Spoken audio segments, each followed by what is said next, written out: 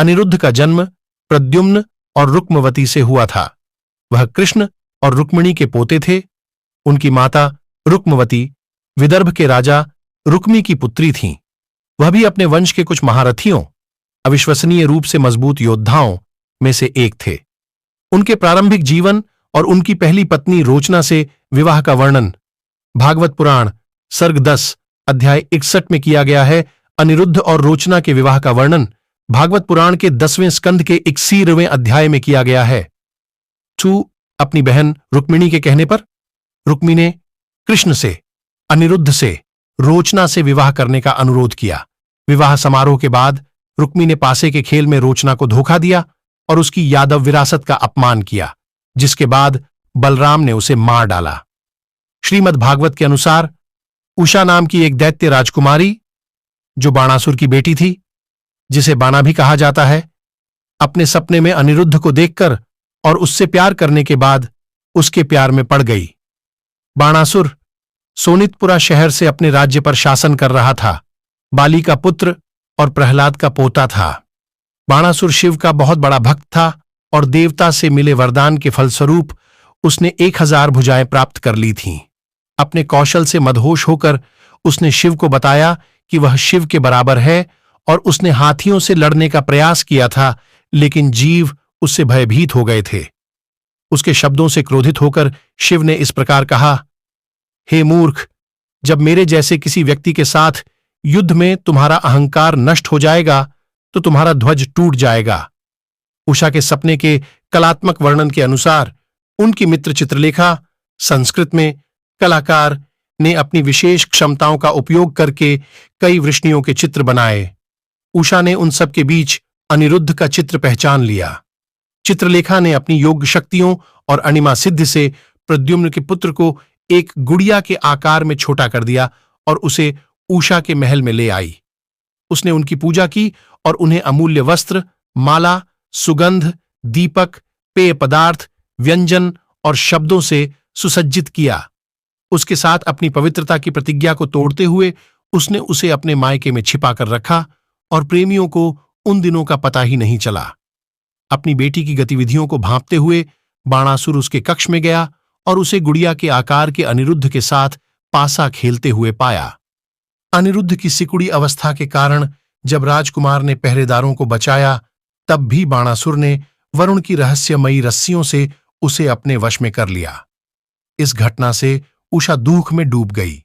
अनिरुद्ध को बाणासुर ने 1 महीने तक बंदी बनाकर रखा, जब तक कि नारद ने द्वारका में यदुओं को सूचित नहीं किया जो अनिरुद्ध की खोज कर रहे थे। यदुओं की सेना ने एक महान युद्ध में बाणासुर पर हमला किया। जब यदु राजकुमारों और उनकी सेना ने 12 अक्षौहिणी सेना के साथ उसके राज्य को पूरी तरह से घेर लिया, तो बाणासुर ने भयंकर पलटवार किया। युद्ध के दौरान शिव अपने भक्त बाणासुर की रक्षा के लिए नंदी पर सवार होकर युद्ध के मैदान में प्रकट हुए।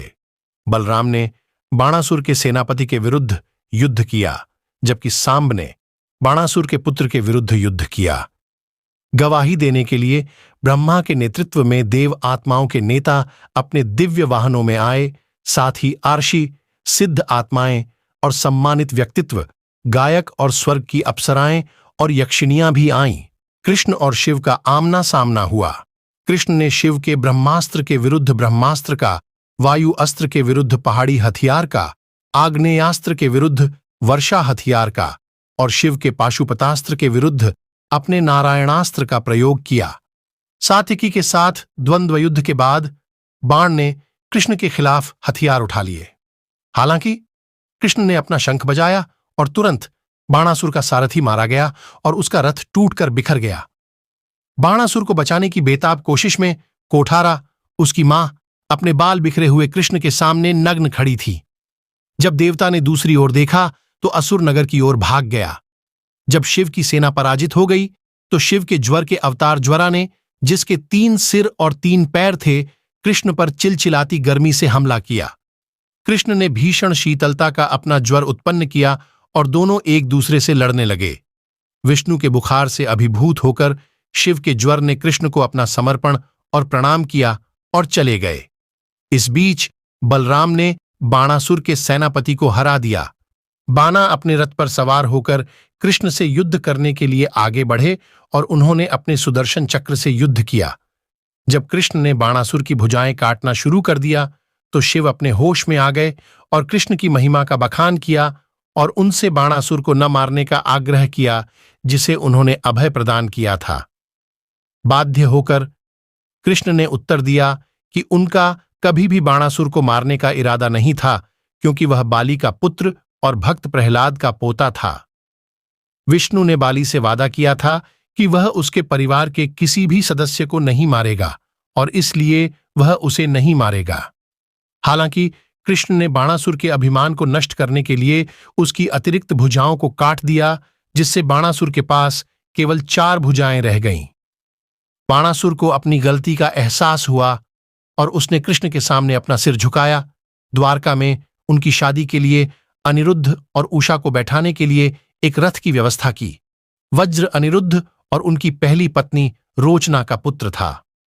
गांधारी के श्राप के कारण हुई हिंसक आपदा के बाद वह यदुवंश के एकमात्र जीवित व्यक्ति थे। पांडवों के निर्वासन से ठीक पहले यादव भ्रातृहत्या के बाद पांडवों द्वारा कृष्ण के अनुरोध पर वज्र को इंद्रप्रस्थ के राजा के रूप में ताज पहनाया गया था।